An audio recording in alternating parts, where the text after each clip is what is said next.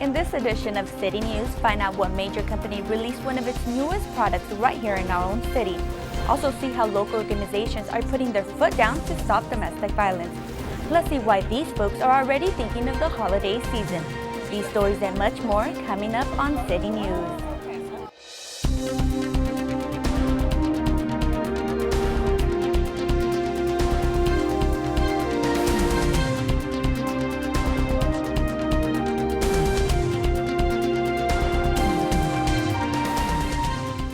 Hello and welcome to City News. I'm Jennifer Murillo.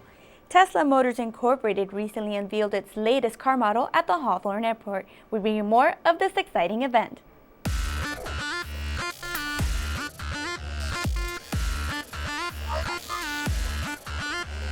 We're expecting a great new product, an exciting product, and a technologically advanced product. CEO of Tesla Motors, Elon Musk, revealed the dual-engine chassis of the new electric sedan, Model D. According to statistics on Tesla's Motors website, it's the most powerful car ever with autopilot.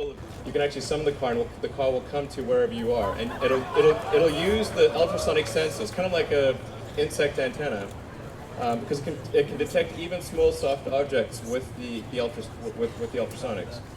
And just it'll sort of slowly make its way to you. According to Musk, this new model will have two motors, be all-wheel drive, and go from 0 to 60 in 3.2 seconds. I'm looking for a little bit of whiplash, and I think that's what's going to be given with this car. After the launch, guests were invited to test drive the model and experience the real deal. It's a safe car. It reads the signs on the road. It reads the lines on the road. It can even detect animals on the road. And when we came back, we were on autopilot all the way back. I know he has great innovation and a great mind, and just good to know that he's here in Hawthorne, has chosen Hawthorne to bring about his discoveries and many ventures, and look forward to him doing more and continued success in his endeavors. Having this national launch in Hawthorne helps put the city on the map and helps promote the welcoming of new businesses. It's good to be around, a city that wants new businesses and is pro-airport, and so that's encouraging to, establish a business here. For more information on Model D or other Tesla models, visit www.teslamotors.com. People looking for jobs stood in long lines at the Hawthorne Memorial Center. Alex Bisson explains why. This is a great step to moving your future forward. Hawthorne residents lined up bright and early in hopes of securing employment at the city's second annual job fair. Potential job seekers ranged from immigrants to part-time workers and even recent college graduates looking for their first job. With Hawthorne's unemployment rate 3 points above the state average at 10.7%, residents here are telling me that they will take any job that they can get. It's been hard to get work, and I just really need a job. Need that first job, looking to break the ice. I'm good with numbers, I'm good with people, but if I gotta lift stuff, I'll lift stuff. Hawthorne Mayor Chris Brown believes that in hard financial times, job security for our community is crucial. There's still a lot of people without jobs, and it's important that mayors throughout the city and throughout the county and throughout the country open up their doors to allow people to walk in and possibly get a job on the spot, because it's desperately needed. We are delighted that we're able to play a part in helping our citizens obtain employment. Over 30 different employers were featured at the fair, and while some businesses look at a resume to gauge an applicant's skills, fourth-generation Army Sergeant and recruiter Jonathan Ruck said that he is looking for someone who shows passion. The internet only goes so far. Face-to-face is more personable, and you could get a sense of what a person's like and get that story out of them. With a successful turnout at the job fair, Mayor Brown said that he is hoping to continue it for years to come. Reporting for HCTV, I'm Alex Biston. Ross opened its doors to a new store on the 2700 block of 120th Street. District Manager Renee Chavez says this store will create more job opportunities for local residents. We're joining the community, and we're definitely driving employment as well as bargains to our community members. So that's definitely the most fulfilling part of this job. The mayor and city councilor were there to present the key to the city to Chavez and to officially open the store. If you would like more information about Ross stores, visit www.rossstores.com. New Star Family Justice Center celebrated its first anniversary with the gala at the Hawthorne Memorial Center. Jennifer Wade takes us there. It was an evening of inspiration as domestic violence victims and advocacy groups came together to celebrate a year of success for New Star Family Justice Center. The concept of the Family Justice Center is that we co-locate all of the services that victims of domestic violence and family violence would need. To bring all of the resources under one roof to help a woman rather than having to go 20 to 25 different places to access all of the things she needs to get her life back on track for her and her family. With October being Domestic Violence Awareness Month, the presentation covered the harsh reality that nearly 1 in 4 U.S. women will experience domestic violence in their lifetime.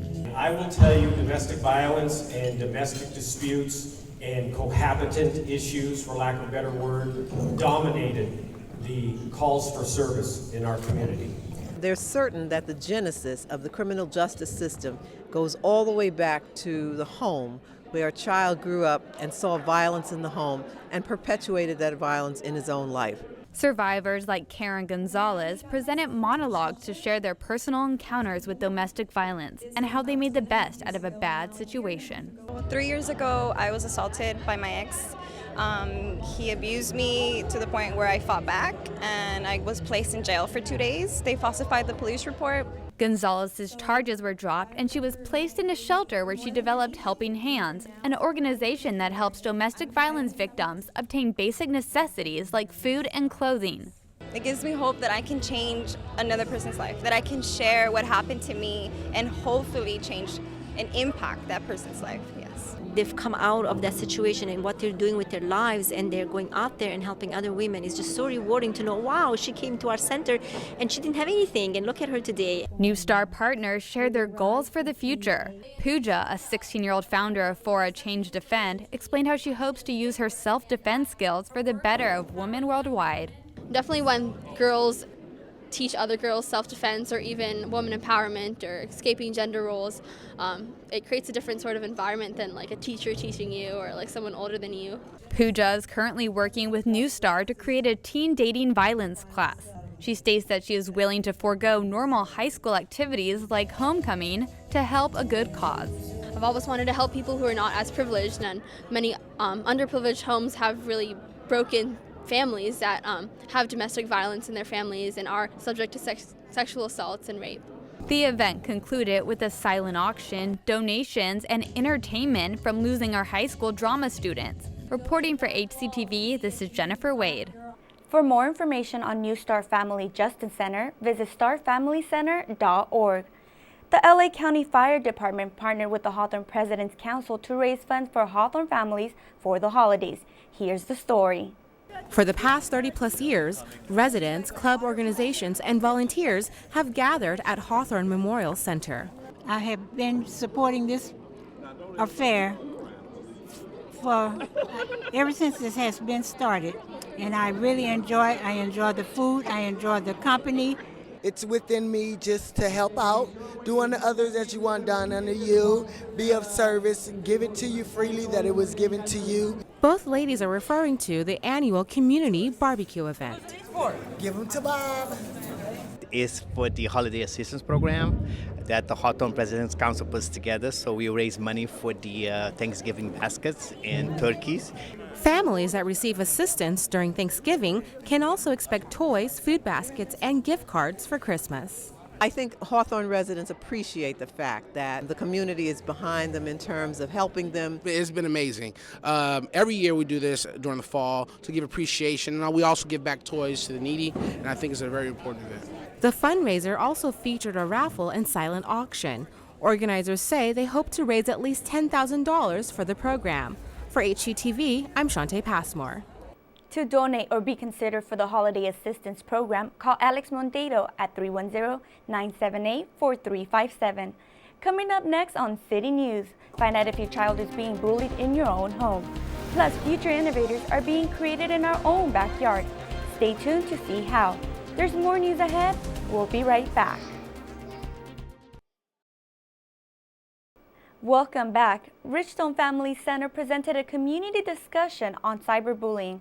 The panel of guests provided advice to teachers, counselors, and concerned parents. Jennifer Wade has the details.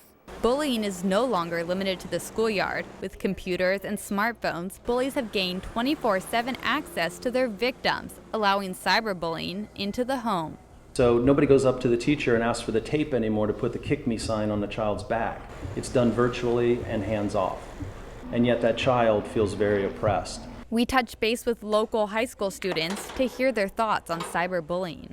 You don't see much more physical bullying. You might see it here and there, but nothing compared to cyberbullying. According to seminar statistics, 1 in 4 teens have been victims of cyberbullying. And it's not just teens affected. Cyberbullying starts at the elementary level. I've witnessed one occasion where there was this girl, she was being exposed, and everybody was pretty much hounding her, and she was never left alone about that situation. So when she came to school, she was just always sad, and everybody was always making fun of her and making jokes. Cyberbullying is known to cause anxiety, depression, and other stress-related disorders.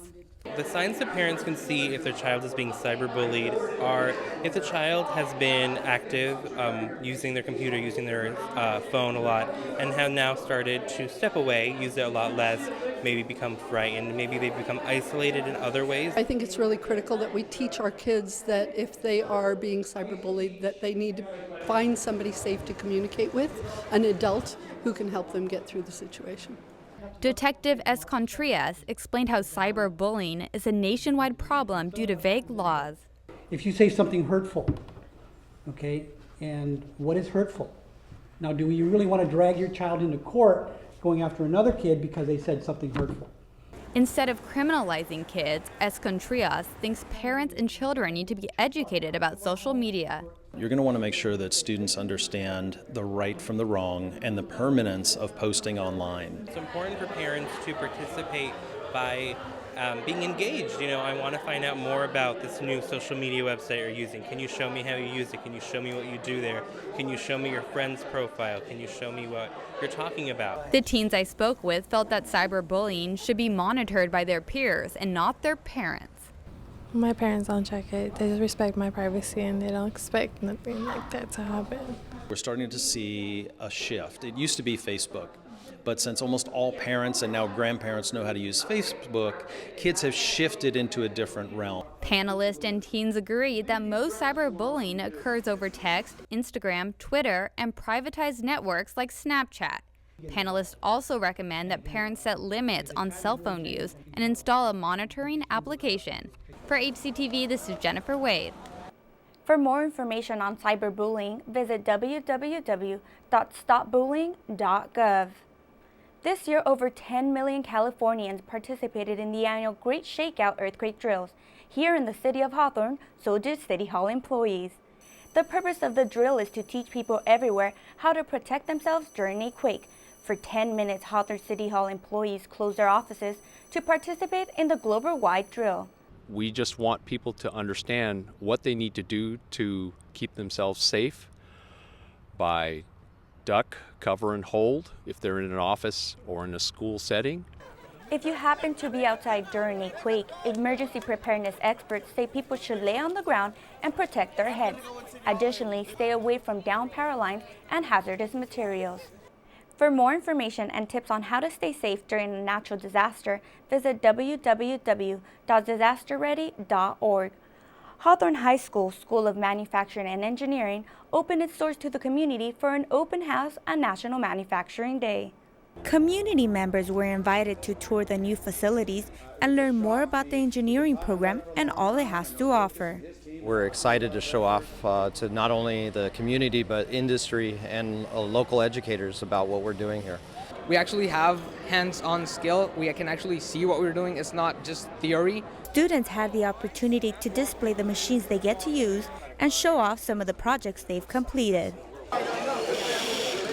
I'm grateful because I'm being exposed early, and it can help me get a foundation for if I want to be an engineer when I grow up. The School of Engineering has students go through 4 years of engineering courses and provides the opportunity to earn 15 units or more of college credit and possibly enough to earn an associate's degree. We developed 2 associate degrees which were approved at the state. So students are qualifying for an engineering technology degree or an engineering technician degree. We have 2 degrees, the difference being the threshold in mathematics. I feel great. I feel like it's going to really help me and the community in the future, and I feel like it's going to be really rewarding when I eventually do it as a profession. The School of Manufacturing and Engineering has grown exponentially since it was first formed in 2004. Today, the new facilities and machines provide students more room for growth. It's going to give them new opportunities to work with industry standard material and prepare them for a future in engineering. Well, I really like the fact that we're just not left behind. Like, oh, those are just high school students. They do not have that much knowledge about 3D printers. We had vice presidents of major corporations here. We had students that graduated here 10, 15 years ago that are now working in industry, coming back to say thank you. So it's an amazing feeling.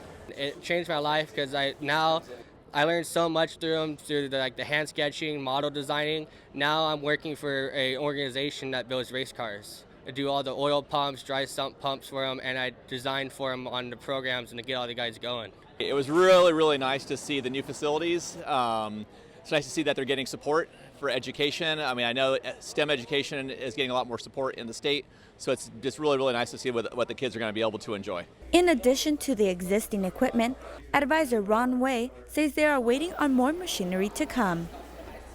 To learn more about the School of Manufacturing and Engineering, visit www.hhscougars.org/EA.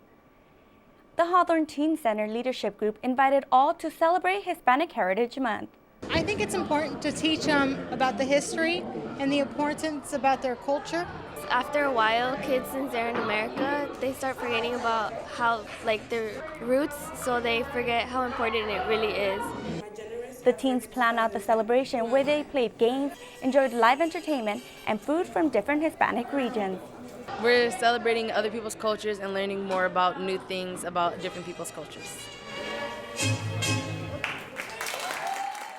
For those interested in joining the Teen Center or to find out about other activities, call 310-524-2718. When we return, see which Hawthorne groups are shooting hoops. City Council member Alex Vargas teamed up with Republic Services to host a 3-on-3 basketball tournament at the Hawthorne Memorial Center. Jennifer Wade has the details. Motivated by his love for sports, Alex Vargas has hosted the tournament since he joined City Council in 2009. I thought it would be a good idea to bring in all the different neighborhood groups, including some of the city organizations, to be able to come together and create some fellowship amongst these groups through basketball, through sports, through exercise. Teams playing in the tournament included the Hawthorne Police Officers Association, the Islamic Center of Hawthorne, Park Wreckers, and Republic Services. We have 3 teams, and they're here representing the 1,500 employees that we have in LA County. So we're really proud to sponsor this event also, and actually proud to defend our title. Republic Services of Gardena were last year's champions. Team member Juan Rodriguez says this year's competition is more intense. I didn't play last year. We have a whole new group, but yes, there's a lot of pressure to be back-to-back championships. Games consisted of one 20-minute period with 3 players per team. The competition was fierce, pushing some games into overtime. The first game was tough. We were up by a good 3 points in the half, and they started catching up, so we had to hit a couple jumpers, and we ended up going to overtime with a buzzer beater and pulled through in the overtime. Vargas shared his strategy for advancing to the next round. Some of these guys are taller than I am, so I think we're going to try to do the outside shots and a lot of passing the ball rotation. The top 2 teams of each division will move on to single elimination playoffs. The winner of those rounds will then advance to the championship game. In the end, Hawthorne Police and the Islamic Center made it as far as the playoffs, while Park Wreckers defeated Republic Services of Gardena in the championships. You know, we went back and forth, but it was good to be there with our teammates and also here with the community in Hawthorne. Win or lose, participants stated that they enjoyed getting to know other community members through the event. We're part of the community as well. You know, we're your trash hauler, but that doesn't mean, you know, we don't want to get integrated and, you know, be part of the community. And this is just our way of showing that, so it's great. it's a beautiful thing. Basketball is one of the sports that can bring people together, builds chemistry, and where people can bond, you know? Vargas hopes to host additional community sports tournaments in the future. For HCTV, this is Jennifer Wade. For more events happening at the Hawthorne Memorial Center, call 310-349-1640. The West Basin Municipal Water District and United Water came together to host fall planting. Edward C. Little water recycling workers and volunteers replanted the demonstration garden located outside the facility. We've included native plants, succulents, cactus, so that people can see that they can do this in their own home or business. Changing out certain plants can help reduce water runoff as well as help conserve water. To learn more about ways to conserve water or rebates available to you, visit www.westbasin.org. Governor Jerry Brown signed a statewide ban on single-use plastic bags at grocery and convenience stores in order to reduce plastic waste. Alex Biston has more. Paper or plastic will soon no longer be an option at your local grocery store. Starting next summer, disposable plastic bags will be banned from California supermarkets, such as this Ralph's on Hawthorne Boulevard. Governor Brown signed Measure SB 270, making California the first state in the country to implement this kind of law. While many say this is a milestone for environmental activists, some customers find this ban more of an inconvenience. We're paying enough for groceries already. People have the economy going on, gas going up, everything is sky high. So to give away a bag for free, I would feel that they're not hurting anybody, but to charge someone for a bag, they would be hurting the community. I use the bags for a lot of other things. For example, I take all my trash out in the bags, and I know that other people use them for a lot of other things. They call them one-use bags, but they have many, many more uses. And so I'm not in favor of it, but I understand that there's a lot of people that are concerned about the environment. With this new law, grocers will be allowed to charge 10 cents for paper bags, but if customers want to avoid that cost, they can use reusable bags like this one.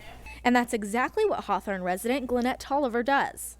Carrying groceries, I can put more in a bag, and because I live upstairs, I can put more in a bag, and instead of carrying a bunch of bags, I can put like maybe 2 regular grocery bags worth of food in a reusable bag, and they keep my stuff cold longer, and so I like them. More than 100 local governments across the nation have passed these laws, and Massachusetts, Rhode Island, and New Jersey all have pending legislation that would also ban single-use plastic bags. Reporting for HCTV, I'm Alex Biston. For more information on the ban, visit ca.gov and search for Plastic Bag Ban. The Hawthorne Historical Society invited everyone to the Hawthorne Memorial Park for an afternoon of bocce. Historical Society and Kiwanis Club members gathered at the bocce courts for some social time and to learn how to play the game. He said, you want to come and play bocce? And I said, well, I never played before. The object of the game is to catch your ball, your card ball, as close as you can to the machine. You don't have to touch it. If you want to touch it, it's fine. But the closest ball to the machine gets a point. It's a simple game, but it takes a lot of skill. That's your jack. We call it machine. Italian name for it. It means low ball, that's all. We're having a fun time. We're playing bocce ball, and we're having a little bit of food and a little social time. It's Southern California. We're in the middle of October, and we're outside on a nice sunny day with a little breeze here, enjoying our afternoon. Huber says this won't be the last bocce outing they plan on having. To join the Hawthorne Historical Society, call President Terry Lubinek at 310-480-9866. Keep it right here on Channel 22 for these featured city news stories. We'll take you to the South Bay Workforce Investment Board Alumni Breakfast. Also, the West Basin Municipal Water District holds their annual Water Harvest Festival, and the Islamic Center holds an open mosque day. That does it for this edition of City News. Thanks for watching. If you have any story ideas, please call us at 310-349-1630. Don't forget you can watch City News online at youtube.com/HCTV22. We'll leave you now with more footage from the 3-on-3 basketball tournament. See you next time.